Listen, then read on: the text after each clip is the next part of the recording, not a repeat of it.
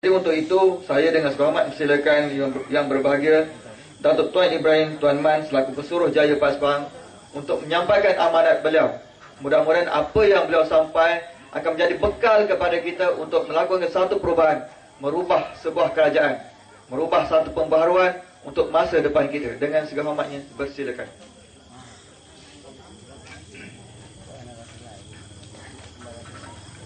Bismillahirrahmanirrahim. Alhamdulillah wassalatu wassalamu ala Rasulillah wa ala alihi wa ashabihi wa man wala. Salatan wa salaman ala man ittaba'al huda ila yaumiddin, amma ba'd. Yang dirahmati Tuan Pengerusi Majlis, yang bahagia Saudara Hanis Saudara Fadli selaku Timbalan Ketua Pemuda Negeri, ini Ketua PAS Kawasan, yang saya hormati Tuan Rumah Sekeluarga, Wakil Cik Ramli selaku bekas yang Ketua PAS Kawasan yang turut sama, yang Ketua Ustaz Ishak Sad dan seluruh rekan kuasa, sahabat-sahabat pimpinan, hadirat-hadirat yang dirahmati Allah. Assalamualaikum warahmatullahi wabarakatuh. Alhamdulillah, kita panjatkan syukur pada Allah kerana Allah Ta'ala menghimpunkan kita dalam satu majlis pada malam ini. Tujuannya ialah untuk tuan-tuan dengar, tuan-tuan nilai, dan kita buat keputusan. Kerana bila kita tidak mendengar, kita tak tahu. Allah Subhanahu Wa Ta'ala menyuruh manusia dengar dulu. Masalahnya masalah golongan yang tak mau dengar. Tutup telinga, lari daripada majlis. Allah Ta'ala menyebut suatu penyesalan golongan di hari akhirat. Wa qalu law kunna nasma'u aw na'qilu ma kunna fi ashabis sa'ir. Maka berkatalah ahli neraka sa'ir, kalaulah atas dunia dahulu aku datang mendengar, kemudian aku fikir, tentulah pada hari ini aku tidak dihumban dalam neraka sa'ir. Kita dengar, kemudian kita fikir. Orang PAS baca sampai Syah, berita harian. Di rumah orang PAS hampir semua ada TV. Kita tengok TV, kita boleh nilai. Cuma masalah kita ni orang UMNO ni takut dengan harakah. Nak beli takut, nak pegang lagi takut. Ceramah tak datang. Bila kita nak buat pilihan raya ni kita pilih. Kita akan pilih kalau kita ada maklumat. Kalau kita tak ada maklumat, kita nak pilih macam mana? Kalau kita diberi satu pakaian, kemudian kita tak ditunjuk pakaian lain, itu bukan pilih, itu terpaksa pakai. Pilihan raya ni tuan sekalian ialah kita pilih pemimpin. Sayyidina Umar Al-Khattab radhiyallahu anhu, sekala mana baginda hampir wafat. Sayyidina Umar ni mati kena tikam tengah sembahyang subuh. Sayyidina Abu Bakar bila baginda wafat, sebelum wafat dia pesan, selepas aku Umar jadi khalifah. Bila Sayyidina Umar jadi khalifah, Sayyidina Umar menamakan 5 orang para sahabat untuk dipilih. 5 ni baik semua sebab mereka sahabat Nabi. Pilihlah yang terbaik. Demikianlah Islam mengajar kita dalam sembahyang. Bila kita masuk ke masjid, kita diminta pilih imam. Pilih imam yang paling baik. Bila kita pilih imam, kita akan pilih yang paling baik. Baik bacaannya, baik akhlaknya, baik perangannya, baik tawaduknya. Sebab apa? Sebab kita nak ikut dia. Kalau dia tak sah, kita pun jadi tak sah. Kalau imam sah, makmum tak sah, tak apa. Tapi jangan imam tu tak sah. Kalau imam tak sah, makmum sah pun jadi tak sah. Sebab kerana ikut imam yang tak sah. Boleh faham kot? Kita pilih pemimpin yang nak ikut 5 minit ni pun kita pilih betul-betul 5 minit, bukan 5 tahun. Pasal apa Islam mengajar kita politik ni mesti bermula di masjid. Bila penjajah di Inggeris datang ke negara-negara umat Islam, bukan Malaysia saja, semua negara Islam, dia takut sangat kalau kuasa balik kepada orang yang baik yang duduk dalam masjid. Lalu mereka tanam satu fahaman yang dikenal dengan sekularisme. Pisahkan agama dengan politik. Maka berkembanglah pemikiran ini di kalangan umat Islam berpuluh tahun. Termasuklah di negara kita sampai ke hari ini. Sampai ke hari ini masih lagi ada orang sebut dalam masjid kalau cakap politik. Politik ni ke cakap luar masjid. Bahkan pejabat-pejabat agama, qadi-qadi, majlis-majlis agama pesan jangan cakap politik dalam masjid. Siapa ajar tak tahu? Ya. Aku nak kata gitu dah, tapi tak sampai hati.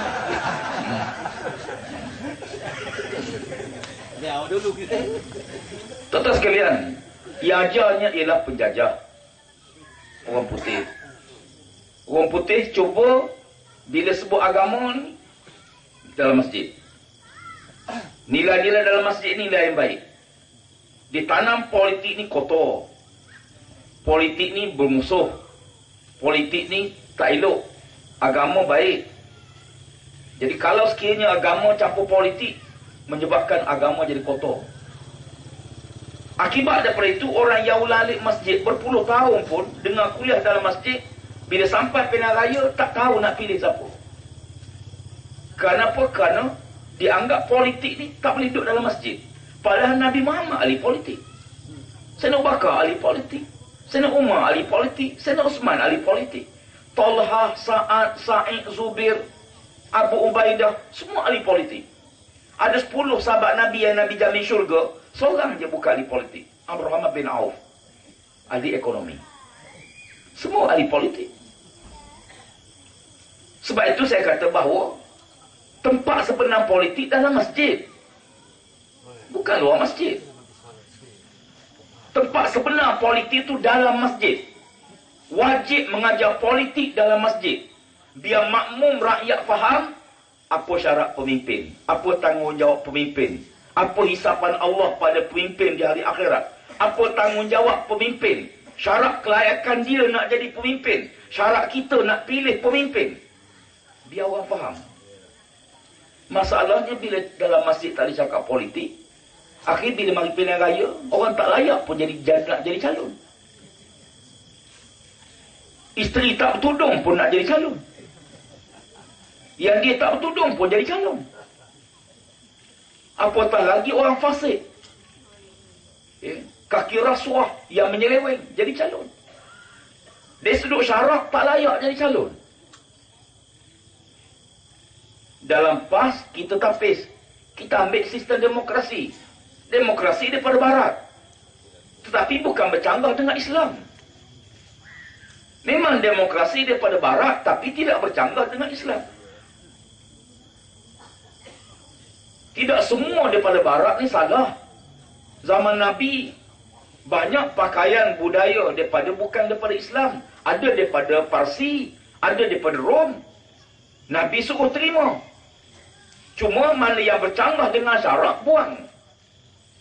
Dalam PAS kita ada majlis syura yang menampil calon. Calon yang tak layak dengan syarak, kita wajib gugurkan. Saya kebetulan lama duduk dalam majlis syura. Pengalaman saya, pilihan raya dulu tak kurang 5 orang yang kita gugur, tak layak jadi calon dalam PAS. Ada seorang tu bertanya atas parti lain, melompat keluar. Aku kata dah dia tak layak, mu ambil juga. Syura beritahu dah bahawa dia tak layak. Tapi ada parti yang tak ada syura, tak apalah. Ada yang tak layak bukan sebab fasik, tapi sebab tak ada kemampuan. Tak ada kemampuan. Kerja parti bagus, jentera parti bagus, nak jadi calon tak boleh. Tidak sama kita bekerja dalam parti dengan kerja sebagai calon. Bila Khalid Al-Walid masuk Islam, Nabi lantik Khalid Al-Walid jadi panglima tentera. Sahabat bantah. Sahabat tak puas hati. Ya Rasulullah, dia baru masuk Islam, pasal apa kamu lantik dia panglima? Ni kami yang lama ni sepatut jadi panglima. Nabi kata ni peperangan.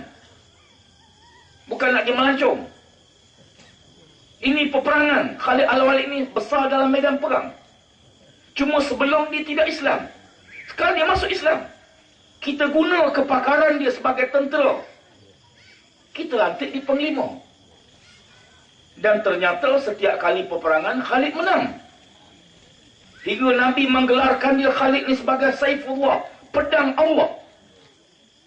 Dalam peperangan dengan Rom, panglima tentera Rom yang Kristian mari jumpa Khalid Al-Walid. Ya Khalid, aku dengar kamu ni dapat gelaran pedang Allah. Aku nak tanya kamu, kamu dapat pedang daripada Allah sungguh ke? Kerana setiap kali peperangan Khalid tak pernah kalah. Tak pernah kalah, tuan-tuan. Nabi jadi panglima dalam perang Uhud, kalah. Tapi Khalid ni dalam sejarah Islam tak pernah kalah dalam mana-mana peperangan. Panglima tentera Parsi, tentera Rom yang Kristian, bertanya, ya Khalid, kamu ni ada pedang daripada Tuhan sungguh ke pedang kamu ni? Macam kereta main sari lah. Yeah. Bukan keri UMNO tu tak pakai apa, sarung tak ada. UMNO ni nak jaga negara macam mana, jaga sarung pun hilang. Dulu dalam UMNO ada sarung. Ya. Sekarang tak ada sarung dah, sebab sarung pun tak boleh jaga. Ada UMNO malam ni minta maaf. Tak apalah. Ya. Kata Khalid Al-Walid, aku tak ada pedang. Aku tak ada pedang daripada Allah, cuma Nabi gelarkan aku kerana jihad, perjuangan. Sebab itu tuan-tuan sekalian, kita dalam gerak kerja parti, maka kita ada tak calon-calon tertentu yang kita fikir layak. Ya. Berdasarkan hadis Nabi kepada bila Abu Zar Al-Ghifari radhiyallahu anhu datang minta jawatan per Nabi. Ya. Kebetulan ada satu jawatan kosong. Nabi iklan jawatan tersebut. Abu Zar mari jumpa Nabi, minta jawatan itu. Nabi tengok yang minta ni Abu Zar. Abu Zar ni siapa? Sahabat Nabi yang pernah pengsan kerana takutkan Allah. Abu Zar ni hebat iman dia, tuan-tuan sekalian. Cukup hebat iman dia. Tapi Nabi kata apa dia? Ya Aba Zarrin, innaka dha'ifun, wa innaha amanatun, wa innaha yawmal qiyamatu hizyun, wa nadamah, illa man akhazaha bihaqqiha, wa adal lazi alaihi fiha. Hei Abu Zar, kamu lemah. Kamu lemah Abu Zar. Iman Abu Zar hebat, takwa dia hebat. Nak jadi pemimpin, kamu lemah. Ada orang nak pimpin isteri pun tak boleh. Macam nak pimpin negara. Ya. Macam faham je tuan-tuan. Betul tangkap. Tu yang seronok orang pada neku ni, kita bagi sikit faham jauh. Ada orang kadang-kadang dengan keluarga pun tak boleh pimpin. Macam mana nak pimpin negara? Ya. Tuan-tuan sekalian, Nabi kata, wahai Abu Zar, kamu ni lemah. Apa kelemahan Abu Zar? Apa kelemahan Abu Zar? Iman dia hebat. Tahajud tiap-tiap malam. Korbannya kuat. Jihadnya dalam banyak perangan bersama Nabi. Tapi Nabi kata, innaka dha'ifun, kamu lemah. Apa lemah Abu Zar? Abu Zar ni jiwa dia lembut. Dia mudah kesian belas. Kalau orang mari merayu sikit, dia mudah kesian. Kesian ni bagus, tapi pemimpin kena tegas. Kesian kena, tapi tegas ni wajib. Ya, tegas wajib. Ya. Jangan bila isteri main gosok lutut sikit, bang bagilah cincin bang, bagilah kita bagi tu. Tegas ni kena ada. Sebagai suami, ar-rijal qawwamuna 'alan nisa. Laki-laki ni berkuasa ke atas perempuan. Bukan nak tunjuk kuasa laki dah, tetapi Ya, Nabi kata laki-laki belahan bagi perempuan. Perahan itu, wanita itu belahan bagi laki-laki. Sebiji buah, dia kena ada dua belah. Ya, laki-laki perempuan seumpama sebiji buah yang saling memerlukan satu sama lain. Tuan-tuan sekalian, ya. Dan Nabi sebut, ya, wa innaha amanatun, jawatan ni amanah. Sebab tu saya lama dalam PAS, ya, kebetulan duduk dalam syura, dalam jawatankuasa PAS Pusat, dalam harian PAS Pusat. Hingga ke malam ni, tak ada seorang pun lagi ahli PAS mari jumpa saya minta nak jadi calon. Tak ada. Saya jawatankuasa pemilih, tuan-tuan. Kalau saya kata sokong, dapat, tuan-tuan. Tak ada mari jumpa. Kalau saya duduk dalam UMNO, rasanya kaya lama dah. Dalam PAS ni tak ada seorang pun datang minta nak bertanding. Sampai ke petang tadi, saya terima SMS. Tolonglah cari orang lain, saya tak mampu. Minta tolonglah cari orang lain. Nabi pesan, jangan lantik orang nak. Lantik orang tak nak. Ya. Tapi tuan-tuan jangan jumpa saya tak nak Ustaz, saya tak nak. Tapi Ustaz faham lah, saya tak nak. Saya tahu lah tu, memang nak. Dia orang tak nak ni kita nampak ikhlas dia. Ya. Tidak ada dalam PAS orang mari minta jawatan, berebut jawatan. Hatta jawatan parti. Saya bertanding jawatan parti, tapi tak pernah undi sendiri. Malu diri sendiri nak undi sendiri. Pemilihan dulu dalam parti. Dalam muktamar. Pencalonan saya agak tinggi untuk jawatan timbalan presiden. Saya merayu, tolong jangan undi. Orang salut juga. Saya bernazar, kalau saya kalah, saya sembelih seekor kambing. Bukan menang sembelih kambing tak. Kalau kalah, saya sembelih seekor kambing. Alhamdulillah, kalah. Saya sujud syukur pada Allah. Sembelih kambing tu seekor. Jawatan ni benda nak bangga sangat. Okay. Al-imaratu awaluha nadama wa awsatuha gharama wa akhiruha azabun yaumal qiyamah. Na'udzubillah min zalik. Jawatan ni kata Rasulullah, silap-silap kamu pegang, mula-mula kamu menyesal. Lepas pertengahannya kamu duka cita, ujungnya kamu dihumban ke neraka.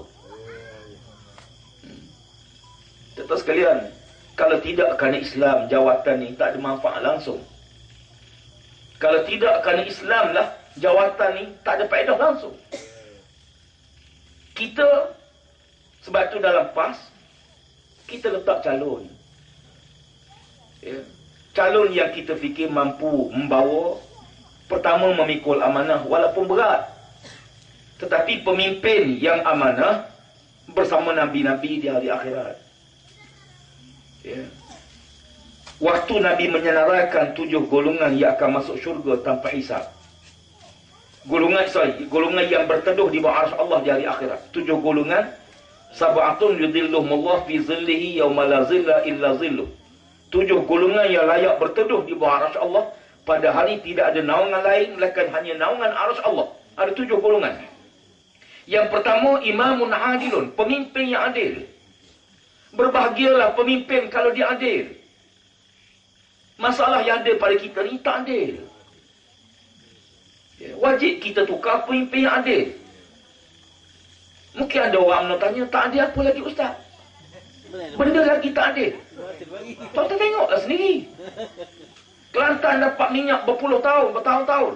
1 sen pun tak bayar roti, adil ke? Ya. Terengganu bila PAS menang, dibatal royalti minyak, adil ke? Mungkin tuan-tuan kata sebab dia pembangkang. Tak, Quran kata apa? Jangan kita fikir kita. Quran kata apa? Allah kata apa? Wala yajrimannakum syana'anu qaumin ala alla ta'dilu. I'dilu huwa aqrabu littaqwa. Jangan kerana kamu benci pada satu kaum, kamu tak adil pada kaum tu. Berlaku adil lah. Kerana adil itu hampir dengan takwa. Kena adil. Ya. Pemimpin adil bersama Nabi-Nabi dalam syurga. Ya. Ini sampai bila buat jalan sampai depan rumah orang PAS, jalan berhenti. Lompat rumah orang PAS. Kerana ada orang sokong PAS, blacklist nama. Tak dibenarkan. berbagai-bagai sekatan, berbagai-bagai tekanan. Malam ni baru sebuah bas, kita hantar mahasiswa balik ke Kuala Lumpur. Petang tadi mereka dikepung. Mereka hantar risalah. Pemuda UMNO mari kepung. Pasal apa? Tak boleh edar risalah. Risalah edar, nak baca-baca, tak nak baca buang. Tak boleh. Sebab kita pilih sistem demokrasi. Kalau hanya satu parti saja, parti lain tak boleh, baik tutup semua parti lain. Buat parti satu je. Parti Tapueng. Ya. Buah UMNO. Pas kita tak pilih jalan berontak, kita pilih jalan demonstrasi, tak pilih jalan peperangan, kita pilih jalan peti undi. Maka mengundi, kena benarkan. Dia kata ni, parlimen tak bubar lagi, pasal apa dia ceramah dah? UMNO ceramah dalam TV tiap malam? Kenapa boleh? Ya. Kalau tak boleh, dia tak boleh semua. Ya. Dia kata kalau gitu, pas, masuklah TV. Dah tak muat. Dulu aku muat TV dulu. Tak muat tak. Mungkin UMNO kata, buatlah TV sendiri. Memang pas nak buat TV sendiri. Kita mahu lesen tapi tak bagi. Di Indonesia, di negara lain, biasalah tuan-tuan. Saya pergi ke Turki. Di Turki ada TV setiap parti politik kerajaan benar. Kita bayar sendiri. Di Malaysia, kita minta radio. Berilah peluang supaya rakyat kita dengar dan rakyat boleh buat pilihan. Ya. Pilihan raya ni tuan-tuan, kita pilih pemimpin. Lepas pilihan raya ni, tuan-tuan kena fikir, kita dapat apa dengan kita buat perubahan tu? Kita dapat apa? Kalau pilihan raya akan datang, BN menang, beginilah kita. Tak ada dah. Beginilah.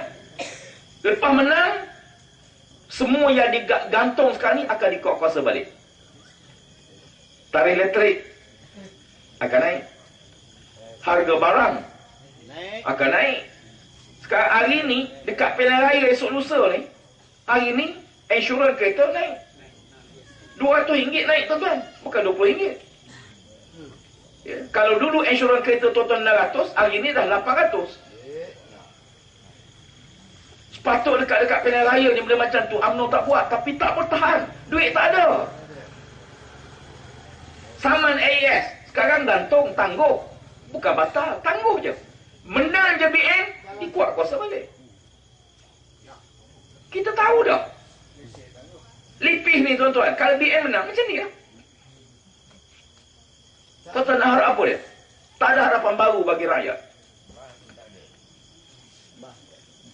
Mungkin ada orang kata, kalau pas, entah-entah lagi teruk. Entah-entah. Entah-entah maknanya mungkin ya, mungkin tak. Tapi kalau BN, tentu tak.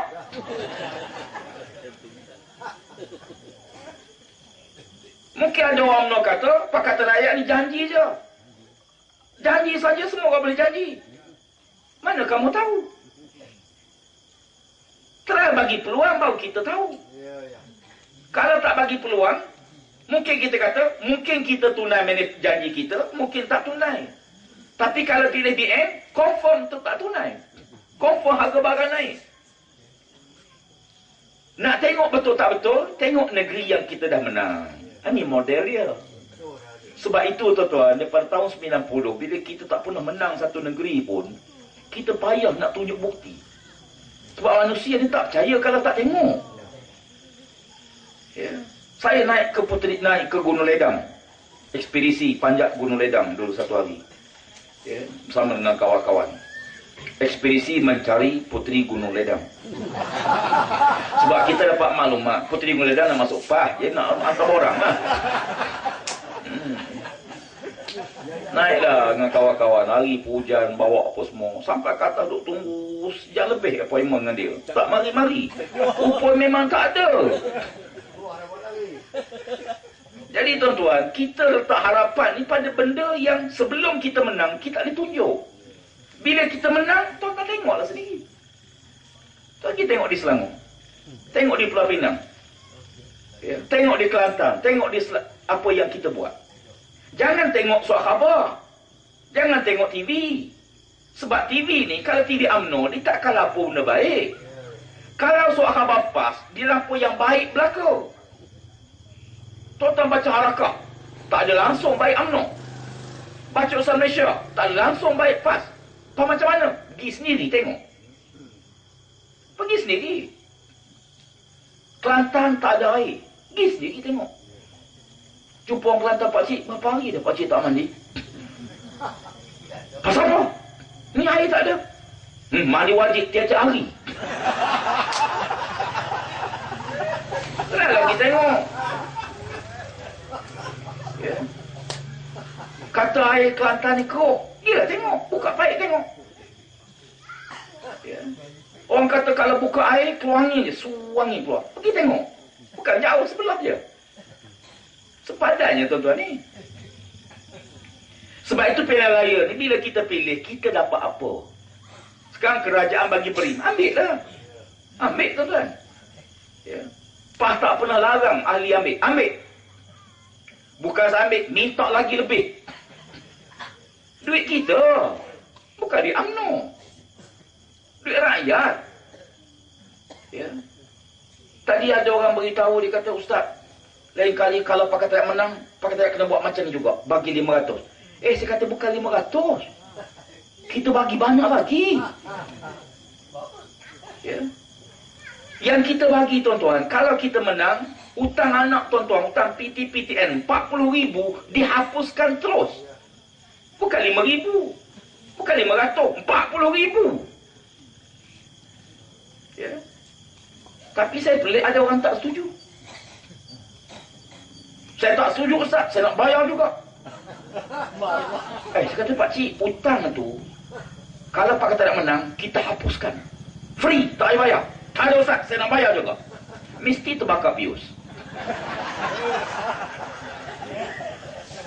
Kalau dia tak terbakar pius, takkan dia tak setuju. Kita nak batal hutang dia, dia tak setuju. Cuba fikir. Makna apa dia?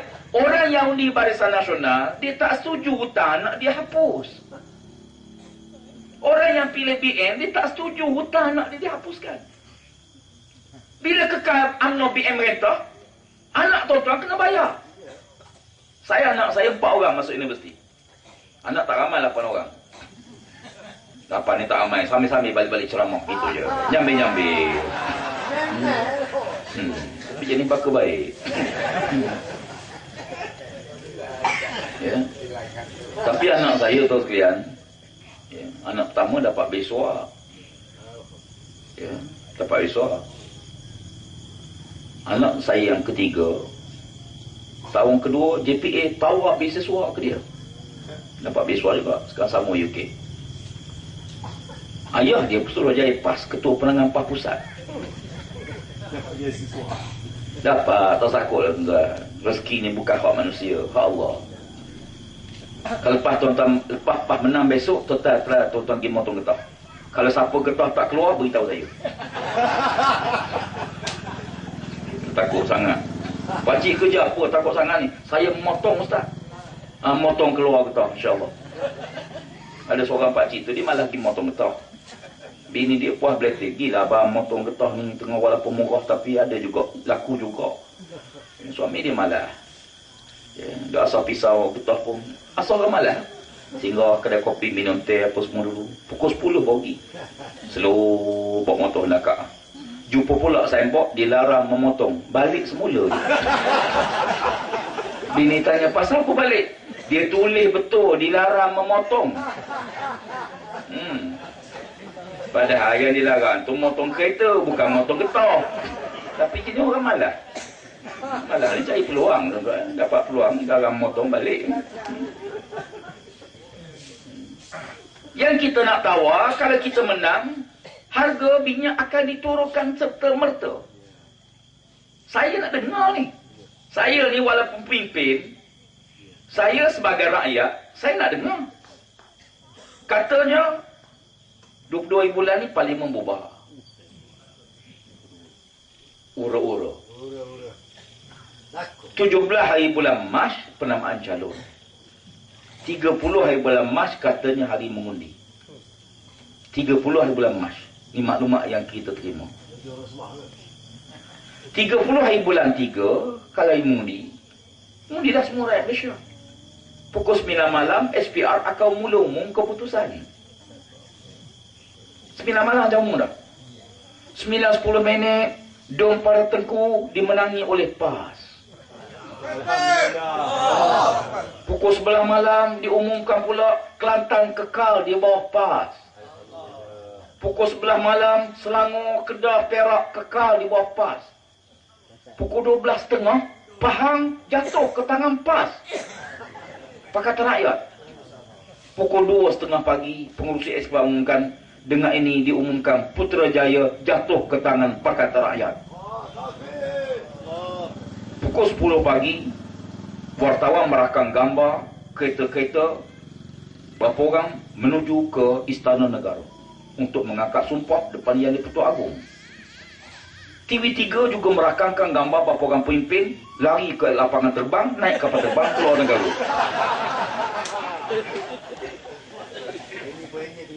Selepas majlis akad sumpah, secara langsung disiar. TV masa tu jadi TV3 tu, jadi TV Pakatan Rakyat sekarang tu. Jurugambar wartawan pakai kopiah belaka. Pukul 2 petang, ucapan pertama daripada Perdana Menteri baru. Terima kasih pada rakyat Malaysia yang beri mandat pada Pakatan Rakyat. Saya dengan ini mengumumkan harga minyak turun serta merta, seluruh negara berkuasa serta merta sebanyak 20 sen 1 liter. Kan sedap dengar tu. Ya. Lepas tu diumumkan pula hutang anak-anak pelajar-pelajar yang belajar PT-PTN dihapuskan. Dan mulai penggal sekolah depan, semua pelajaran percuma 100%. Besoknya diumumkan pula janji dalam manifesto, harga kereta diturunkan. Cukai duty export, duty excise dihapuskan sebanyak 20%, menyebabkan harga kereta turun 20%. Kan sedap bunyi tu. Tu baru acah baru tu. Belum lagi betul. Ya. Tu baru cerita baru. Macam kita orang lelaki. Dengar cerita orang kahwin dua. Dengar cerita pun sedap dah. Cerita pun sedap dah. Ya. Orang perempuan. Dengar suami cerita pun marah dah. Sampai suami tu cerita bukan betul. Kan suami aku mimpi. Bukan cerita betul, mimpi. Bini dia marah dia. Macam tak ada mimpi lain. Dah nampak macam mana mimpi. Kalau PM menang, kita tahu dah pengumuman dia. Ya. Oleh kerana harga minyak dunia sedang meningkat di pasar antarabangsa, kerajaan terpaksa menaikkan harga minyak berkuat kuasa pukul 12 malam nanti sebanyak 10 sen bagi RON 95. Naiklah. Besoknya wartawan kita menduga makcik-makcik kita membual secara langsung TV. Apa komen makcik harga minyak naik? Makcik jawab, kenaikan ini tepat pada masanya. Itulah tiap-tiap kali harga barang naik, kenaikan tepat tak pernah tak tepat, tuan-tuan. Apalah punya. Sepatutnya kalau kita kena, kita bantah lah.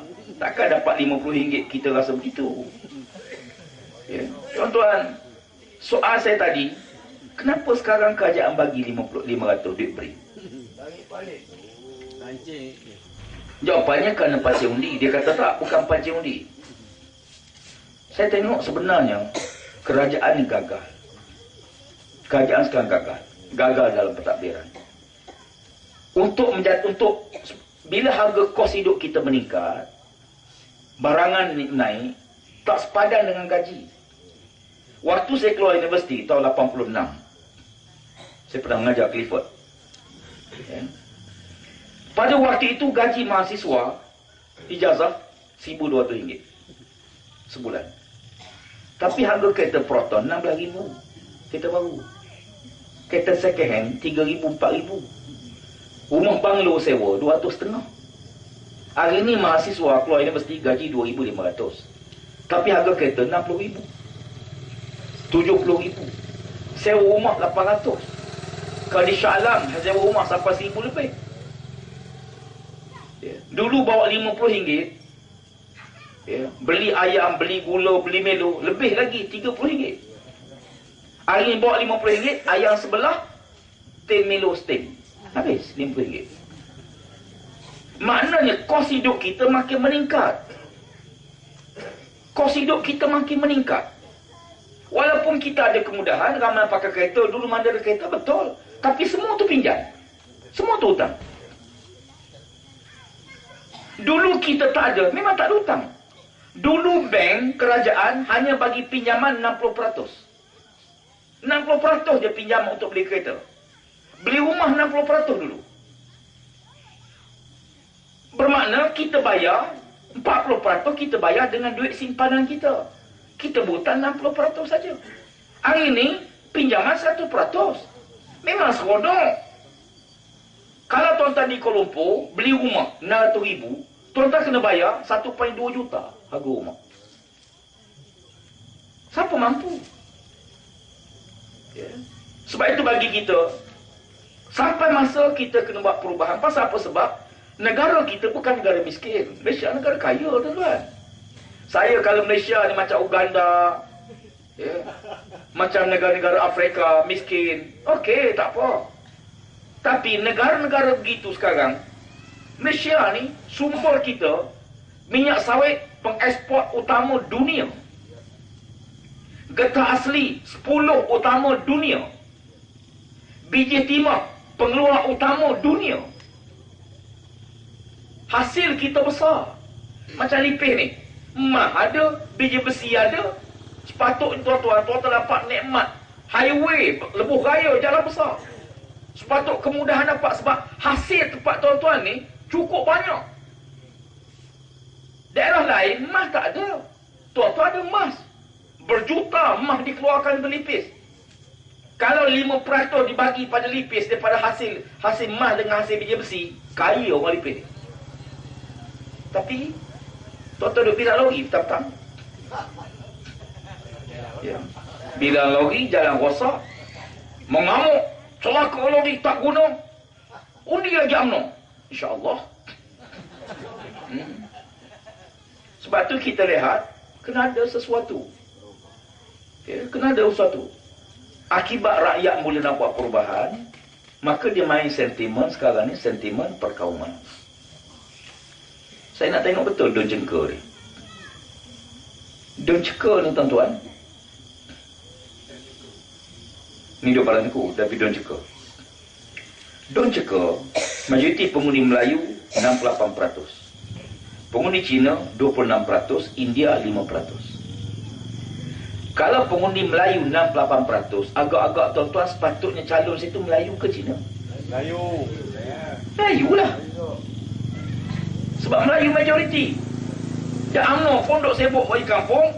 Kita bimbang Melayu ni, kita bimbang kuasa Melayu hilang.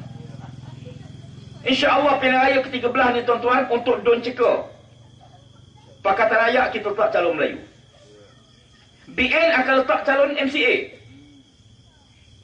Hong Kong free. Mungkin dia lagi. Saya nak tengok mana yang duk takbir hidup Melayu tu nak sokong apa?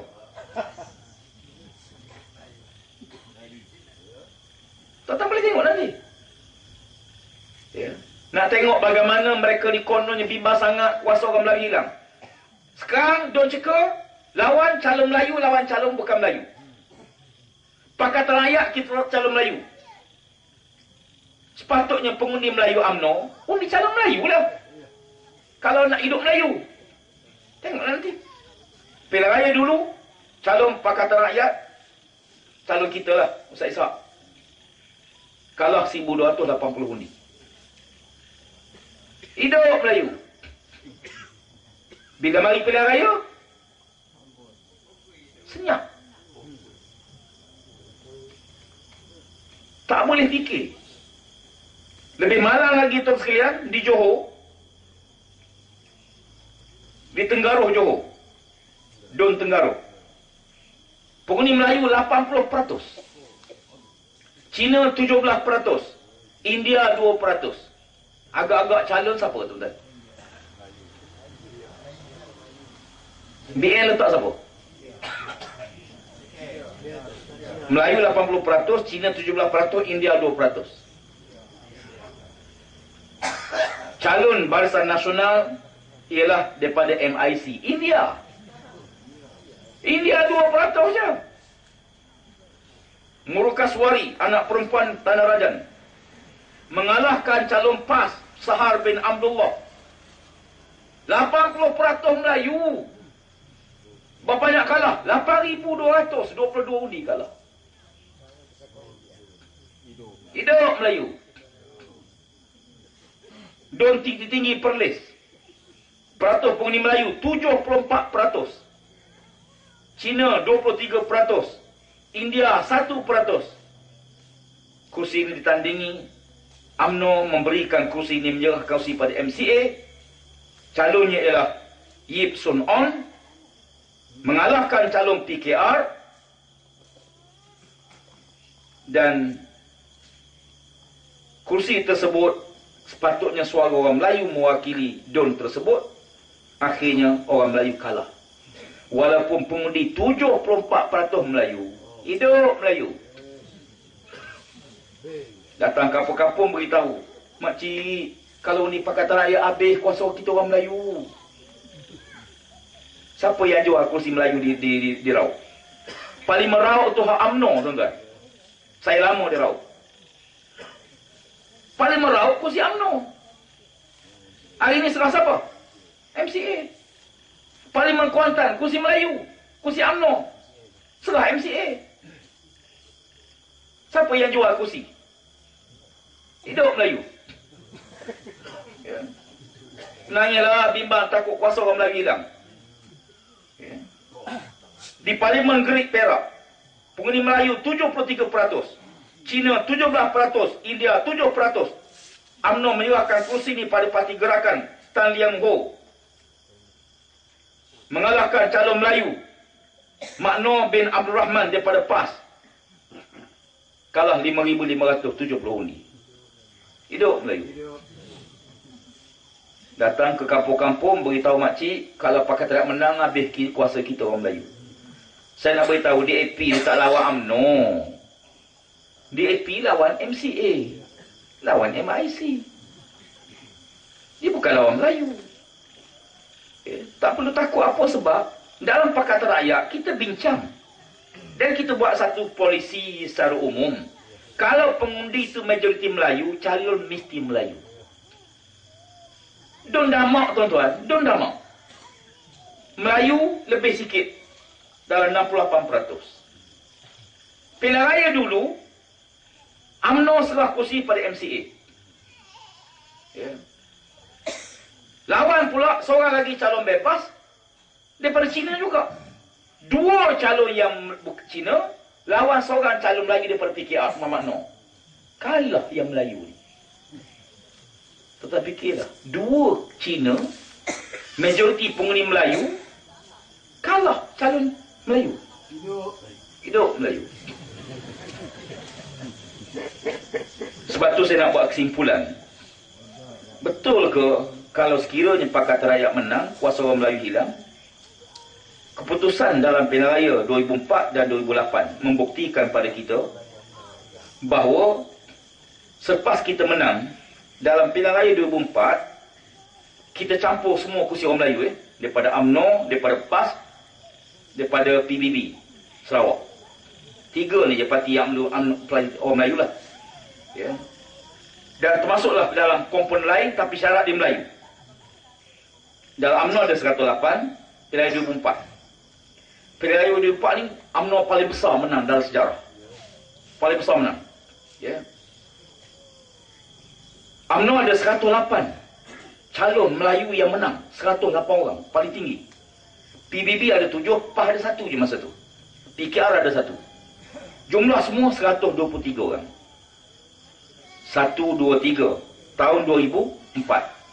2008 baru ni, Pakatan Rakyat menang di Kelantan, di Pulau Pinang, Selangor sebagainya. Hari ini berapa kursi orang Melayu dalam parlimen? Ada, daripada UMNO ada 86. Daripada PAS ada 23. Daripada PKR ada 20. Ada 130 Melayu. Makna dalam Pakatan Rakyat sekarang ni, bilangan kursi Melayu dalam Parlimen ada 130. Waktu BN kuat tahun 2004, kursi orang Melayu 123 aja. Bayangkan kalau yang saya sebut tadi, yang majoriti penghuni Melayu tu semua orang Melayu menang, mestilah undi kita meningkat, orang Melayu meningkat. Tapi orang Melayu masa tu undi bukan Melayu.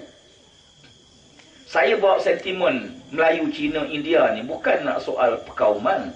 Soalnya nak beritahu kawan-kawan kita yang bukan Melayu malam ni, UMNO ni masuk kampung-kampung, dia tanam sentimen benci kepada kaum lain. Okay. Dia benci, tanam kebencian. Dia kata Leng Waeng tu Cina, DAP ni Cina. Saya kebetulan waktu himpunan Pakatan Rakyat baru ni, Himpunan Kebangkitan Rakyat HKL, saya duduk atas pentad utama sebelah Leng Waeng. Sebelah dia betul. Lama saya tengok dia, memang dia Cina sungguh. Lama saya renung, kok dia bertukar jadi Melayu. Tak, memang dia Cina. Salah apa Cina? Dia bukan nak jadi Cina, Tuhan buat dia Cina. Tuan-tuan jangan menyalahkan Tuhan. Yang buat bangsa ni bukan kita, Allah. Salah Allah lah. Ya Allah, pasal apa engkau jadikan dia Cina? Ya. Dia pun tanya, dia kata macam mana saya mau jadi Melayu? Dia kata tak boleh. Rendah air tepung tak jadi. Mana boleh Melayu tukar jadi Cina? Boleh tak? Jawa, orang India nak tukar jadi Melayu. Mana boleh? Bangsa tak ditukar. Bangsa ni bukan tanda mulia hina. Bangsa ni tanda kekuasaan Allah. Berkuasanya Allah Ta'ala menjadikan orang ni Melayu, menjadikan dia ni Cina. Untuk apa? Untuk kenal je. Tengok jauh, oh tu India. Tengok Sembelu, Melayu ke? India. Tengok Mahathir, Mama, Melayu lah. Dia sini Melayu lah sekali. Dia kata dia Melayu lah. Tak apalah. Bagi saya tu sekalian, bangsa ni bukan pilihan kita. Ada satu kita, seorang lelaki suami beli buah temikai. Bawa balik rumah. Isteri ni kuat beletih. Beletih je bini dia. Mungkin asal pada tengku agaknya. Ya. Dia bini kuat beletih. Suami dia bagi beletih tu. Alah kecilnya temikai. Dah lah anak ramai. Beli yang kecil. Patut belilah besar sikit. Okay. Dia buka belah. Dah lah kecil. Tak merah pula tu. Oh pula. Lepas tu dia makan. Tawa pula.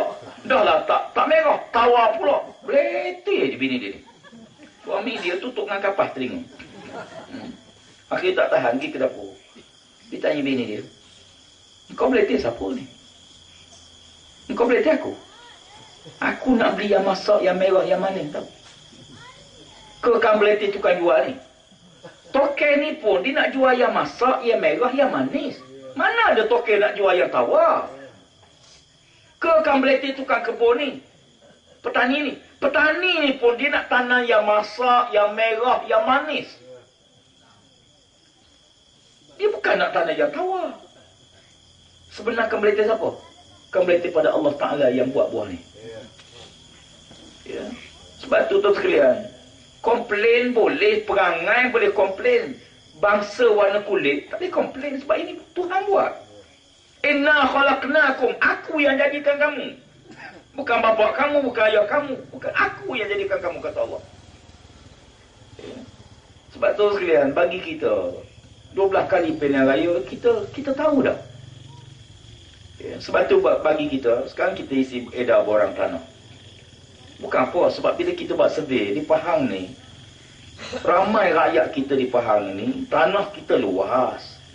Tapi orang Pahang sendiri, 40 tahun, 50 tahun, duduk atas tanah usaha, tapak rumah geran pun tak ada. Tak dapat hak milik.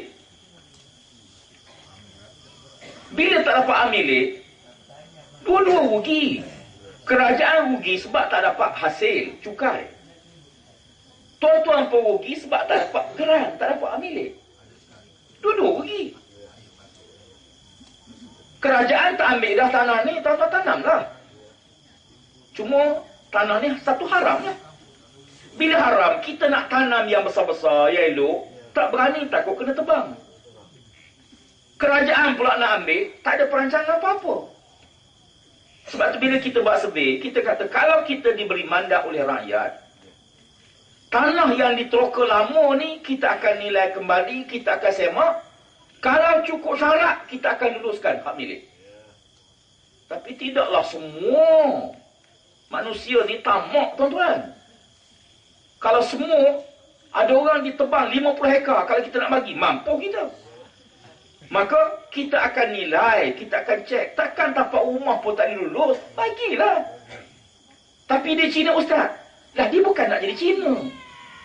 Kalau Cina pun dah duduk rumah tu 50 tahun, tak layak ke dapat hak milik? Kerana semata-mata dia Cina. Dia rakyat Malaysia, kita kena bagi. Ya. Islam ajar saya, ajar kita, kena berlaku adil. Walaupun dia tidak sama kaum dengan kita. Sebab tu kita tak tolong orang di atas kaum. Kita tolong di atas kemiskinan. Siapa miskin, kita tolong. Melayu ke miskin, Cina ke, India ke. Kalau dia miskin, kita bantu. Yang kedua ni anak-anak muda ni. Anak muda tu sekalian, yang gaji 4,000 ke bawah, akan datang, akan jadi generasi yang tidak ada rumah. Cuba tuan-tuan buat kajian. Pas kita buat kajian, ramai kakitan kerajaan menyewa rumah. Rumah tak ada. Isteri tak bekerja.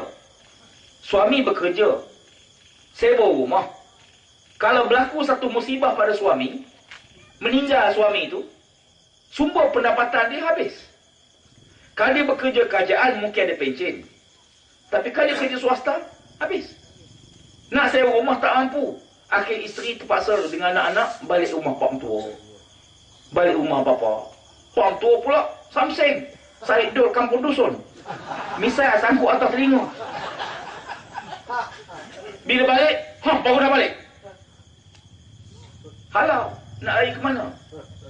Kita fikir, sekarang rumah melampau harga. Tak menasabah langsung. Tak tahu tak dia jengka harga rumah 600,000 sebuah. Bandar jengka 600,000. Di Bandar Lipis sampai 200-300,000. Rumah banglo lah. Rumah besar sikit lah. Rumah ni tuan-tuan bagi saya nak berdasarkan hadis Nabi. Nabi kata rumah ni yang penting, rumah yang selesa. Besar kecil tu pulang pada keluarga dia. Kalau nak ramai, kalau nak 10, isteri 2, rumah 2 bilik, tak boleh. Biarlah. Besar kecil tak apa. Nabi kata kebahagiaan manusia ni 3. Isteri yang soleh, kenderaan yang baik, rumah yang selesa. Isteri yang soleh, bila kita balik, tengok dia seronok. Ya. Penat-penat tengok isteri tu seronok, hilang penat. Dia tak balik-balik tengok bini, Allah minah, pada tengok baik kata tengok. Tu tak jadi masalah, jadi mengundang masalah. Yang kedua, kenderaan yang baik. Bukan mesti baru, tapi baik. Apa maksud baik? Naik banyak pada tolak.